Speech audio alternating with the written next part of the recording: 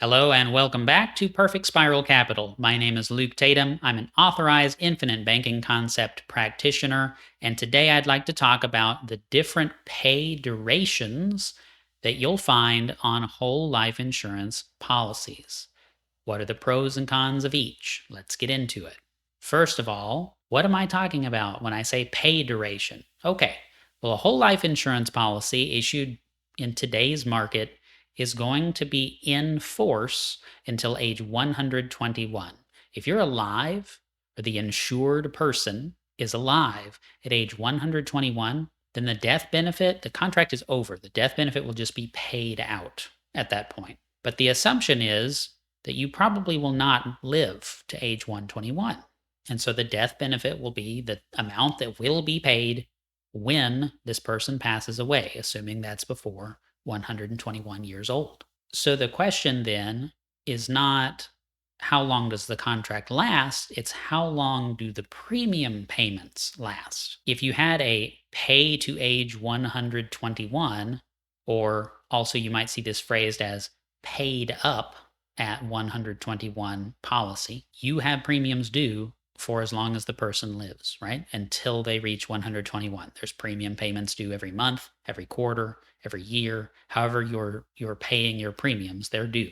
The benefit of an extremely long pay duration like that, the main benefit is that the premium payments are lower. You're spreading them out over a longer period of time, so each payment is less, just like financing a car or a house. Your premium payment will be lower if you stretch it out over a longer period of time. Pay to age 121 policies are not something that we work with much here at Perfect Spiral Capital.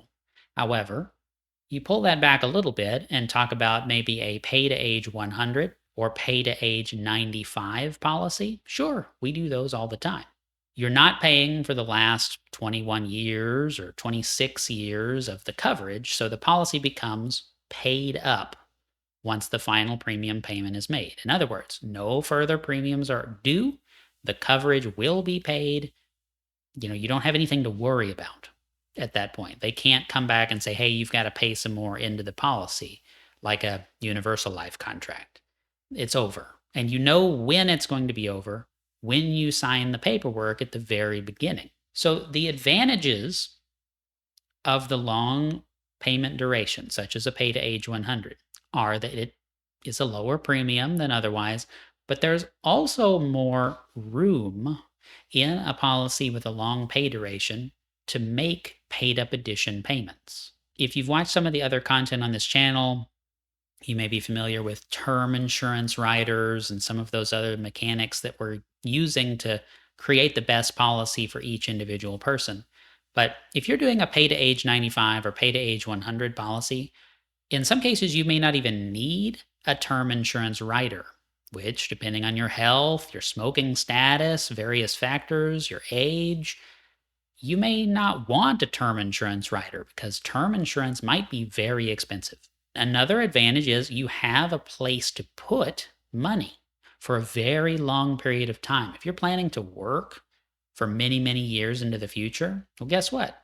One place that you can put wealth that you generate is in your policy. In my opinion, that should be your primary place that you're putting wealth you generate. And it's nice, in a certain sense, to have a place to put it.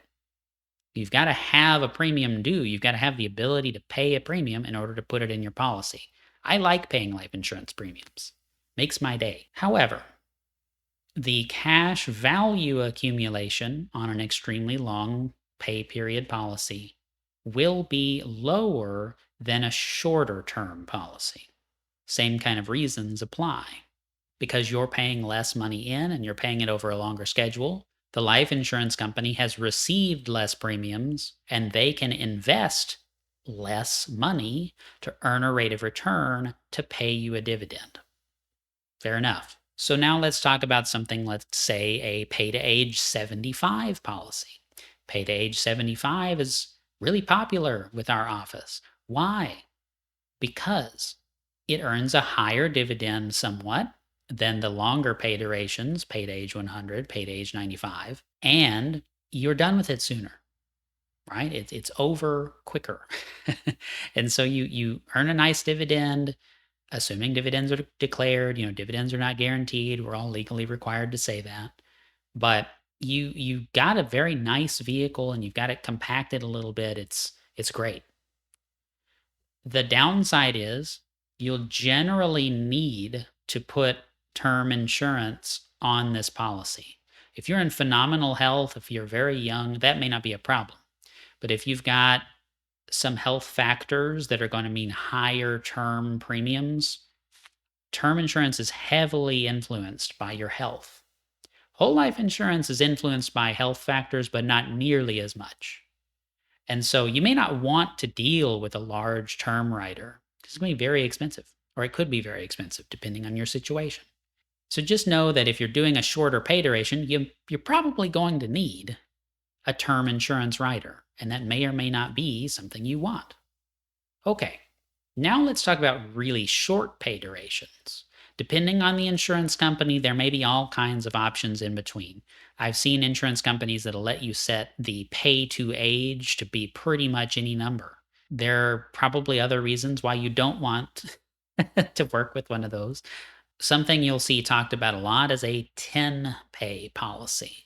A 10 pay is just what it sounds like. There are 10 premium payments due over 10 years. Could be paid monthly, but let's just say it's 10 annual premium payments of the same premium for 10 years, and then it's over. Now, the same rules are going to apply here.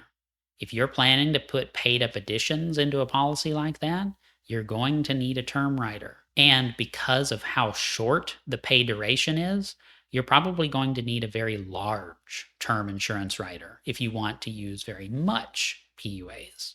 However, a 10 pay can be really nice because it earns dividends quite quickly. You've paid a very large premium. In some cases, it's not even worth it to get the term insurance rider. Just make it a 100% base policy, 10 pay, and just get it over with. There are even some other enhancements, refinements that you can do with a design like this that can just make a huge difference. If you've got a large lump sum of cash and maybe potentially could pay all 10 years of premiums all at once, that can be really, really nice looking. But that's kind of a few and far between. Most people are not willing to pay the kinds of premiums that are required to get a substantial death benefit in 10 payments. It's just that there's pros and cons to each of these. Something I say all the time to my agents, to my clients, is that there's not really a best policy design. There's just pros and cons. If you take away from something, you've got to give somewhere else, right? And vice versa. Those are some of the menu choices available as you're looking for whole life insurance. If you have questions about what kind of pay duration might be appropriate for you and your family, you and your business, you and your nonprofit, reach out to us. Everyone on our team is more than qualified to answer those kinds of questions. We're happy to explore, quote some things, discuss, run illustrations, and just dig into the details because the details are what matter. If you'd like to do some independent study prior to reaching out, do check out my book. It's available in print, digital, and audiobook formats. The audiobook is narrated by me, and that is going to be in the description box below. It's called Between the Lies: How to Reclaim Your Future from the Banks and Wall Street. The book is not solely about infinite banking and life insurance. Most of it is not, but it is discussed in the book. Thank you all for checking out this video. I hope it was helpful. Please reach out with any questions, and we'll see you in the next video.